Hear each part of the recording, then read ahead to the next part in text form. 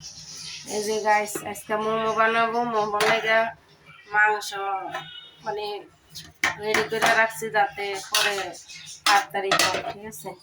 আর এই যে এখানে আছে শৈল মাছ ভুনা করছি টমেটো পেঁয়াজ দিয়া। আর এই যে লাউ দিয়া চিংড়ি মাছ দিয়ে রান্না করছি। বড় বড় চিংড়ি মাছ দিয়ে লাউ দিয়ে রান্না করছিলাম। লাউ চিংড়ি আজকে বেশি কিছু করি নাই, এতটুকু রান্না করছি কারণ বিকালে এগুলা যদি খায় মোমো পোলা হয় তাইলে আর রাতে আর ভাত খাইব না। আজকে আর বেশি কিছু রান্না করি নাই।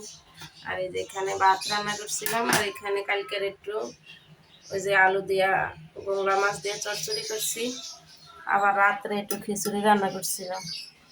তো অতটুকু আজকে রান্নার আয়োজন করছিলাম, বেশি কিছু করি নাই, ঠিক আছে। তো যদি রান্নাটা ভালো লাগে অবশ্যই কমেন্ট করে জানাইন আপনারা।